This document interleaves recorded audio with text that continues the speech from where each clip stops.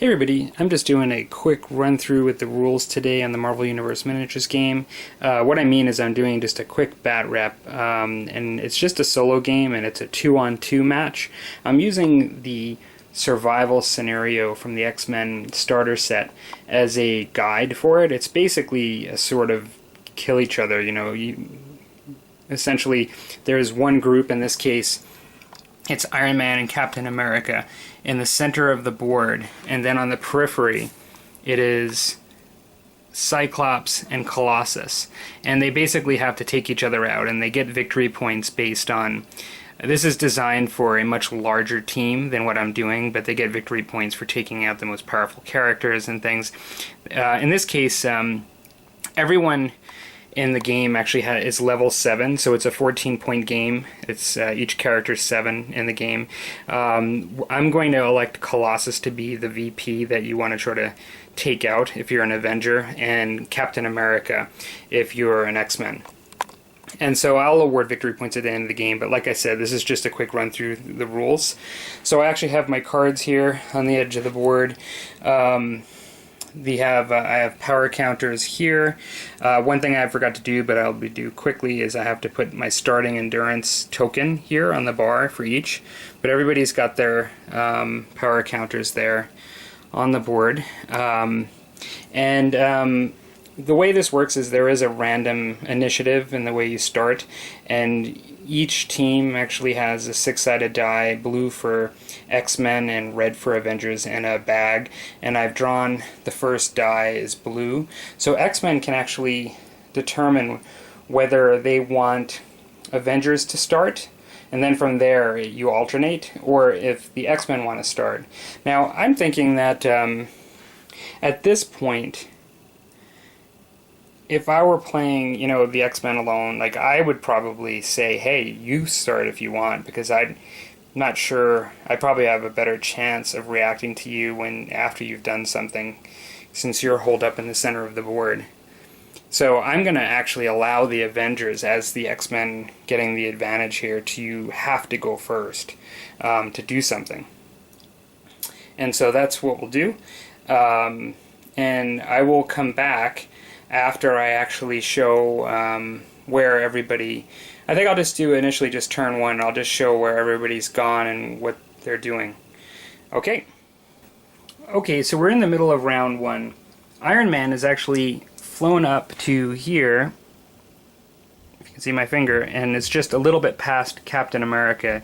He's actually essentially spent 2 power tokens in order to do that, and he's left his remaining 4 power tokens just in defense, or to be able to use defensively. And so he's not going really aggressive to fly right straight alone towards Cyclops and Colossus. Now on Cyclops' turn, he actually chose to do the exact opposite. Now he spent 2 tokens initially just to run forward 7 inches and get closer to Iron Man to try to get him into shot, into range. Now he is looking through terrain, and Iron Man would normally have some cover from an attack, although he does have line of sight. Cyclops is choosing to use a massive blast. This is a once per game ability, and it's penetrative, which means it goes through cover.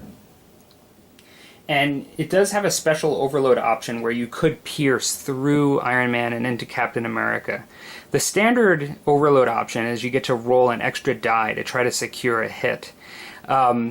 Because Iron Man does have such a good defensive ability, his energy defense, which is what this is, it's an energy attack, is fairly high. Cyclops is going to use the standard ability to try to hit him, which is standard overload option, which is to roll an extra die.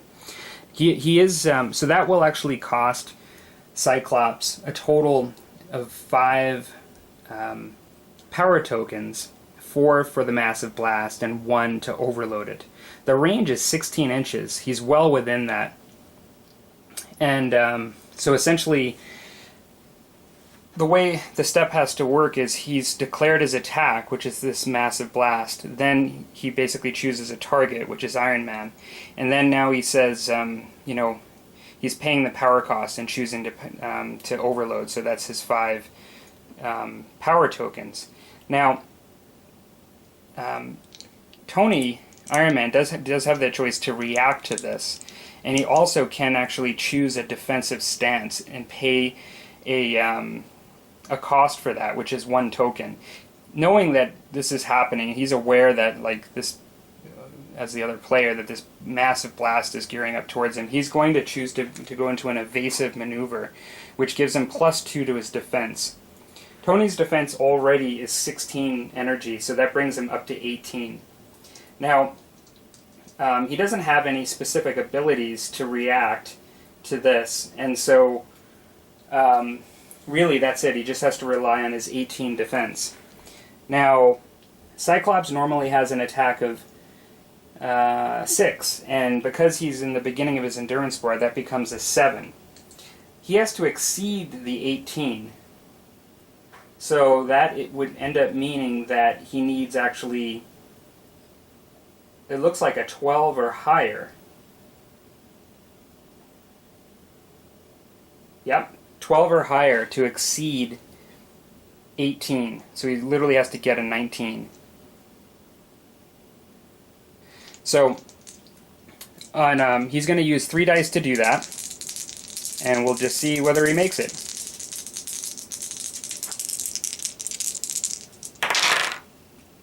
So he actually ended up getting an 11.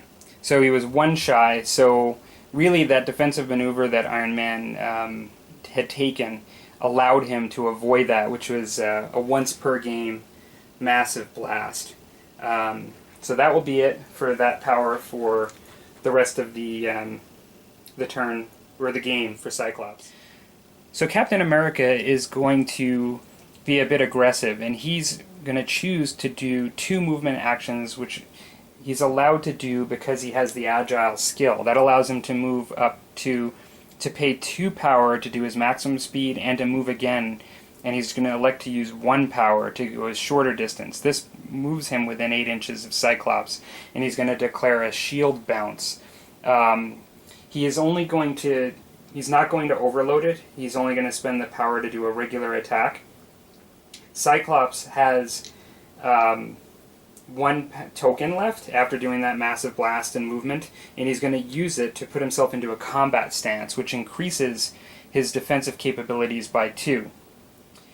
So Cyclops actually normally has a physical defense of 15. Putting himself and focusing and doing a combat stance gets him into 17 defense. Captain America has an attack of 7. He doesn't have any bonuses on his endurance bar because he's fresh. And so 7 up against 17 means he needs an 11 because he needs to exceed it. And that's going to be on 2 dice. So this is going to be very difficult. So he gets a 10. And so he just misses. And so, unfortunately, these guys are missing today. But now we'll see what Colossus decides to do. So now it's Colossus's turn, and what Colossus has decided to do is to move up two movements. So he can only do 1 movement, but he's paying 2 tokens to go a full 7 inches instead of just 4. And what Colossus is going to attempt to do is to actually pick up this car and throw it at Captain America. Now, Colossus has a strength of 4, and he's allowed to pick up essentially objects that are equal to or less than his strength. In this case, cars are usually considered between 3 and 4 in the rulebook, and we're just saying that this is a size 3 car. So he can pick this up. Now, there are interesting throwing mechanics in the game, and I'm not, I've actually not done them quite often, so I'm just kind of going through this for the first time. Essentially, as I understand it, and I've looked at the FAQ as well, grabbing an object is automatic, like you don't have to roll to grab it, which is different than if you were trying to grab an enemy character and throwing an enemy character. Now, but you do still have to throw the vehicle or the object, and it is just like a melee attack throwing at Captain America in this case. Now, Colossus is going to overload the throw, and so according to the new FAQ, it actually costs 3 power token to do a grab and throw, and I'm going to overload it so he gets an extra die on the throw to hit Captain America. Now, Captain America, so essentially the throw has been declared, the target is Captain America. Captain America is going to decide to do a defensive improvement, and essentially an evasive action. But as well, he's going to, because you're only allowed to do 1 reactive action, but the defensive improvement you're also always allowed to do. And so he's going to spend 1 token to do a defensive improvement of an evasive action, which increases his, essentially it's going to increase his defense to 17, because it is a physical throw, and so the 17 will actually go to 19. But prior to that, he's also going to do a shield block, which is his actual reaction. And what he's going to do is make it allows him to make an agility roll, and if passed, you can cancel 1 essentially physical or energy attack. And so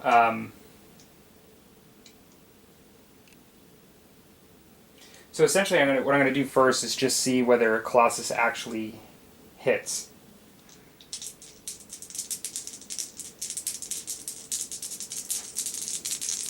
So Colossus's attack is 6, but he gets +1 to 7 because he's still in the beginning of his endurance bar. Okay, and he did overload it, so that gives him. So he's at 18 plus 7, 25. So that would definitely be a hit. There's really no reason to even look at it because, like even a defensive improvement would only have brought Captain America 19. So the car is definitely thrown at him. Now, Captain America can do his shield block, and that basically requires an agility roll. Now, because Captain America has the acrobat skill, he's always allowed to re-roll agility rolls. So Captain America's agility is a 9. He needs, unlike having to exceed on the attack, the number, he needs a 9 or less on 2 8-sided dies to pass his agility roll.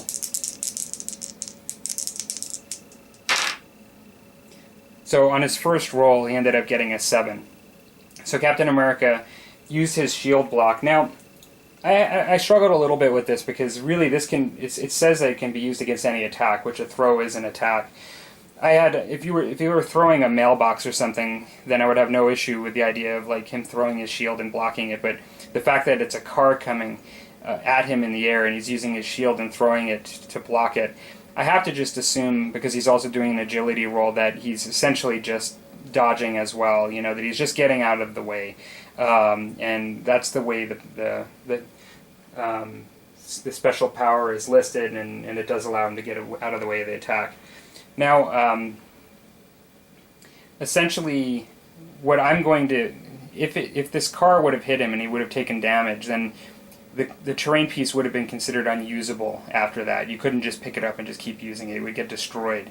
In this case, I'm not going to calculate the damage that the car would do to the bus behind it, but I'm just going to place the piece over here, and I can check the rules later, but it may be that piece is destroyed, but I'm just going to consider it just there and not destroyed since it didn't hit Captain America.